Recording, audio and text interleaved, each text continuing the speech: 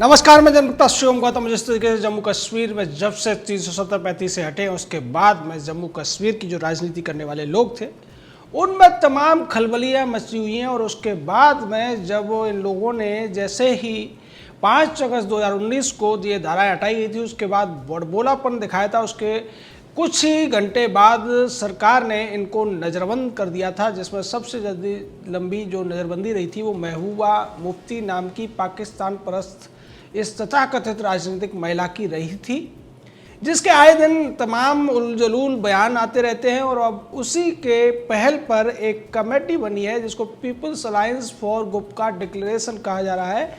इसके आज एक बैठक होती है और इस बैठक में फारूक अब्दुल्ला को इसका अध्यक्ष और महबूबा मुफ्ती को इसका उपाध्यक्ष बना दिया जाता है और सज्जाद लोन को इसका प्रवक्ता घोषित किया जाता है।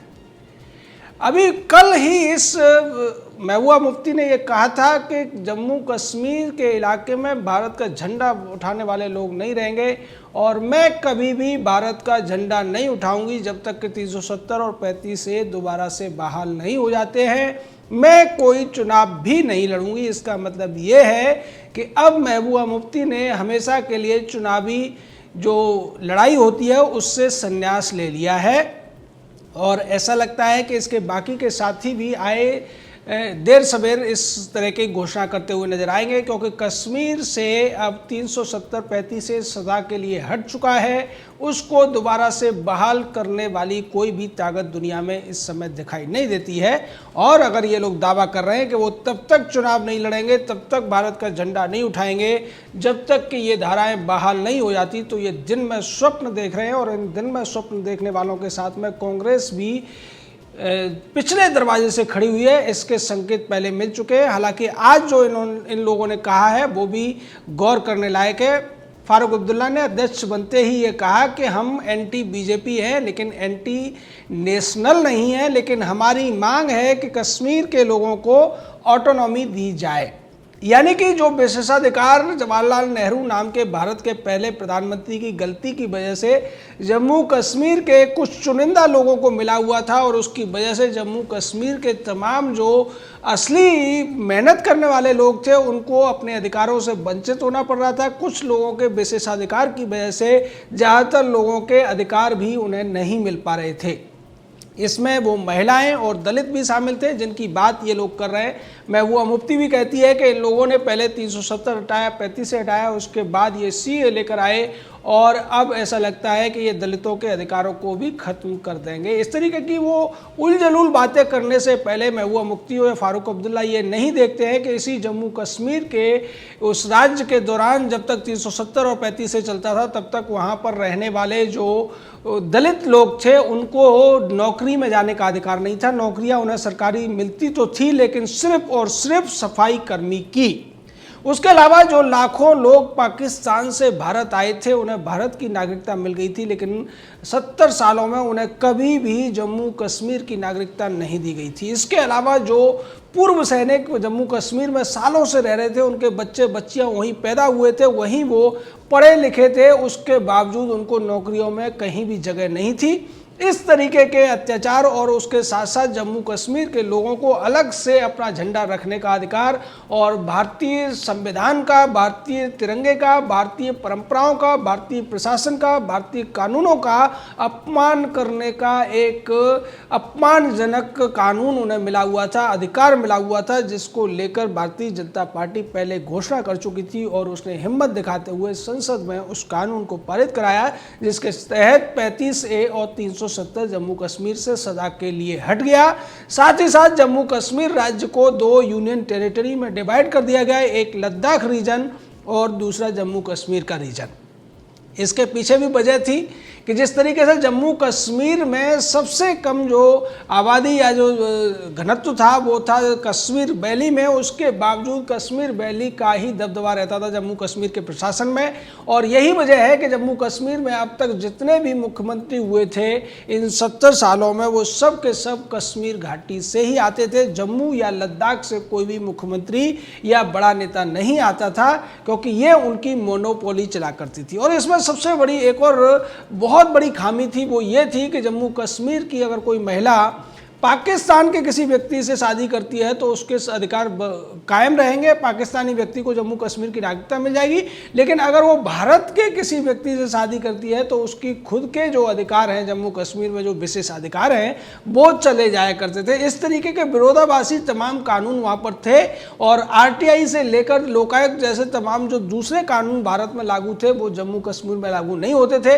यही वजह रही कि केंद्र सरकार ने इस पर एक ऐतिहासिक फैसला लेते हुए इस पूरे के पूरे जवाहरलाल नेहरू की गलती वाले, ब्लंडर वाले एक जो प्रावधान था उसको बदल दिया था। हालांकि 35A तो जबरदस्ती जवाहरलाल नेहरू ने इसमें डाला था और उसके अलावा 370 को लेकर भी ये कहा जाता है कि जवाहरलाल नेहरू की पहल पर ही इसको डाला गया था, क्योंकि जवाहरलाल नेहरू अपने मित्र शेख अब्दुल्ला को प्रधानमंत्री के तौर पर देखना चाहता था और इसी नाम से उस समय जो मुख्यमंत्री हुआ करता था जम्मू कश्मीर का, उसको पुकारा जाता था। तो ये सारे घपलेबाजी को दोबारा से लाने की कोशिश ये लोग कर रहे हैं, जो कि अब बिल्कुल भी संभव नहीं है। निश्चित तौर पर भारत का हर कानून, हर नियम और हर तरीका अब जम्मू कश्मीर में लागू है। ये लोग पहले भी बिलबिला रहे थे और अब भी बिलबिलाएंगे। इन्हें दया करके सरकार ने जिस तरीके से जेल से बाहर किया, उसके बाद ये फिर अपना रंग दिखा रहे हैं। लेकिन अब ये भूल चुके हैं कि जम्मू कश्मीर में वो पुराने कानून, जो पुराना विशेषाधिकार था, वो खत्म हो चुका है। अब इनके ऊपर सेडिशन का भी केस लग सकता है, राजद्रोह का भी केस लग सकता है। और जैसा कि महबूबा ने कहा है, उसके खिलाफ कई लोगों ने अब केस करने की तैयारी भी कर ली है, क्योंकि उसने कहा था कि मैं तिरंगा नहीं उठाऊंगी लेकिन जम्मू कश्मीर का जो पहला झंडा था उसको उठाऊंगी। और आज भी जिस तरीके से इन्होंने अपने पदाधिकारियों की घोषणा की है, उसमें ये कहा है कि जम्मू कश्मीर का जो पहले झंडा था उसी को हम अपने प्रतीक के तौर पर रखेंगे। जहाँ तक कांग्रेस की बात है, कांग्रेस इस बात का पूरी तरीके से समर्थन करती हुई दिख रही है, क्योंकि कांग्रेस की तरफ से गृह मंत्री रहा, वित्त मंत्री रहा और राहुल गांधी, सोनिया गांधी का खासम खास और उनका वकील भी रहा कई मामलों में। पी चिदम्बरम नाम का वो जो तिहाड़ी व्यक्ति है, जो कि 100 दिन तिहाड़ में भी रहने का रिकॉर्ड बना चुका है, कहा था कि 370-35 से दोबारा से बहाल होने चाहिए। और इन जो बागड़ बिल्ले इकट्ठे हुए हैं इस गुप्तकार कमेटी के नाम पर, गुप्तकार डिक्लेरेशन के नाम पर, इनकी अगर आप सोच को सुनेंगे तो आपको गुस्सा भी आएगा और हंसी भी आएगी। क्योंकि इनमें से एक फारूक अब्दुल्ला, जो कि अध्यक्ष बनाया गया है, वो कहता है कि चीन की मदद से हम 370 को वापस लाएंगे, चीन हमारी मदद करेगा, चीन इसमें पहल करेगा। और दूसरी तरफ महबूबा मुफ्ती है, जो पाकिस्तान की मदद से ये सब करने का ख्वाब देख रही है, लेकिन ये भूल गई कि चीन और पाकिस्तान दोनों को ही भारतीय सेना उनकी जमीन सुंगाने के लिए पूरी तरीके से तैयार बैठी है। और इसका आज एक बड़ा समाचार भी आया कि पाकिस्तान को चीन ने जो एक ड्रोन दिया था, जो कि भारतीय एलओसी के ऊपर उड़ता हुआ देखा गया और उसको भारतीय सेना ने मार गिराया। यानी कि पाकिस्तान चीन की मदद से जो भारतीय सेना के अंदर जासूसी करने की कोशिश कर रहा था, उसको उसका सबक सिखा दिया गया। और इसके साथ साथ पाकिस्तान के ऊपर जो FATF की कार्रवाई पहले से हो चुकी है, ग्रे लिस्ट में पाकिस्तान पड़ा हुआ है। यही वजह है कि चीन के साथ साथ पाकिस्तान भी 370 और 35 से हटने की वजह से बहुत ज़्यादा डरे हुए हैं। क्योंकि 370 और 35 से हटाने के दौरान जब लोकसभा में बहस हो रही थी, तो भारत के गृह मंत्री अमित शाह ने एक खुले तौर पर यह ऐलान किया था कि POK हमारा हिस्सा है और हम उसको वापस लेकर रहेंगे। इसके साथ साथ जो चीन ने हमारा अवैध रूप से कब्जाया हुआ हिस्सा है, जिसको अक्साई चीन कहा जाता है, वास्तव में वो अक्साई लद्दाख है, अक्साई लद्दाख को भी भारत सरकार वापस लेगी, ये आशंका चीन को बनी हुई है। और यही वजह है कि चीन काफ़ी लंबे समय से भारतीय सीमा के ऊपर, जिसे LAC कहा जाता है, उसके ऊपर अपना दबाव दिखाने की कोशिश कर रहा है। एक तरीके से भारत को गीदड़ भभकी देता हुआ नजर आ रहा है, लेकिन भारत ने इसका जवाब पूरी तरीके से दे दिया। और यही वजह रही कि इस दौरान जो एक झड़प हुई थी, उसमें भारतीय जवानों ने अपना बलिदान देते हुए अपने से 5 गुने ज़्यादा चीनी चंपुओं को जमीन सुंगा दी थी, उनको जहन्नुम पहुंचा दिया था। और उसके बाद में पाकिस्तान ने भी यही सब करने की कोशिश जब गिलगित बाल्टिस्तान में और POK में की, तो भारत ने स्पष्ट तौर पर उसको भी चेतावनी दे दी। और भारतीय सेना के प्रमुख मनोज मुकुंद नरवाने ने स्पष्ट कर दिया कि चीन हो या पाकिस्तान, अगर ये दोनों एक साथ भी लड़ने को आएंगे, तब भी भारत की सेनाएं इतनी ज़्यादा सक्षम है, इतनी ज़्यादा ताकतवर है, इतनी ज़्यादा पौरुषवान है कि वो इन दोनों सेनाओं को एक साथ हरा सकती है। और यही बात भारतीय वायुसेना के प्रमुख राकेश सिंह भदौरिया ने भी कह दी थी। उसके बाद में पाकिस्तान की तरफ से तमाम लीपापोती करने की कोशिश की गई। पाकिस्तान ने यह भी कहा कि हम शांति चाहते हैं और हम नहीं चाहते कि हमारे पड़ोसियों से हमारे संबंध खराब हों। लेकिन पाकिस्तान इस साजिश में पूरी तरीके से शामिल है। ऐसा लगता है कि जम्मू कश्मीर के ये जो सारे के सारे बागड़ बिल्ले जो पहले वहाँ के मुख्यमंत्री रह चुके हैं, अब जो ये साजिश करते हुए नजर आ रहे हैं, इसके पीछे चीन और पाकिस्तान का दिमाग काम कर रहा है। और चीन और पाकिस्तान चाहते हैं कि 1 साल बीत जाने के बावजूद जिस तरीके से कोई बड़ा उपद्रव जम्मू कश्मीर में नहीं हुआ, और लद्दाख में तो ऐसा होने की बिल्कुल संभावना है ही नहीं, क्योंकि लद्दाख तो पहले से ही यूनियन टेरिटरी की मांग करते रहते लद्दाख के लोग, और इसको लेकर बार बार जो राज्य सरकार थी या जो केंद्र सरकार थी वो उनकी बातों को अनसुना कर देती थी। और जब से लद्दाख को एक अलग से यूनियन टेरिटरी बनाया गया, उसके बाद वहां काफी सारी संभावनाएं बढ़ गई हैं, लोगों में अपार उत्साह है।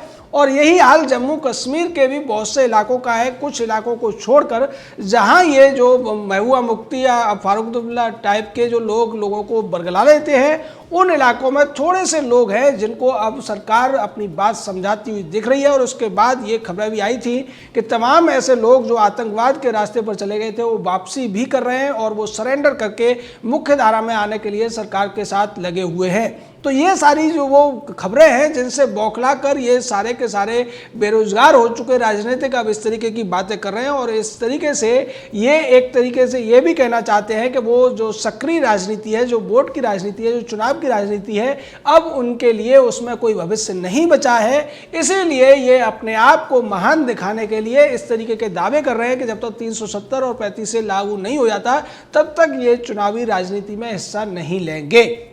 अगर ऐसा होता है तब भी निश्चित तौर पर इनकी हार तो पहले से ही तय थी, लेकिन इनके लिए थोड़ा सा ये तसल्ली वाला होगा कि ये बगैर हारे हट गए हैं।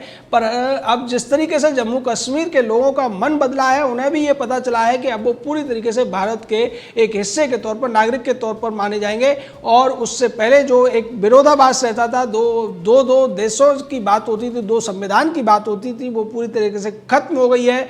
और जिस तरीके से तमाम जो लोग थे जिनको जम्मू कश्मीर के नागरिक न होने का दंश डसता रहता था, वो अब पूरी तरीके से जम्मू कश्मीर में नौकरियां भी कर सकते हैं, खेती भी कर सकते हैं, तमाम वो अधिकारों का प्रयोग कर सकते हैं जिन्हें दूसरे लोग किया करते थे। और यही वजह है कि अब चाहे सज्जाद लोन हो, महबूबा मुफ्ती हो, अमर अब्दुल्ला, फारूक अब्दुल्ला हो, ये सब के सब खिसियानी बिल्ली की तरह खंबा नोचते हुए नजर आ रहे हैं। और जिनके इशारों पर ये काम कर रहे हैं, चाहे पाकिस्तान हो चाहे चीन, वो भी इनकी मदद नहीं कर सकते 370 और 35 से हटाने में। निश्चित तौर पर ये दिन में सपना देख रहे हैं और दिन में सपना देखने वालों का अक्सर बुरा हाल होता है। ये भी इन लोगों को समझ लेना चाहिए। जय हिंद, जय भारत।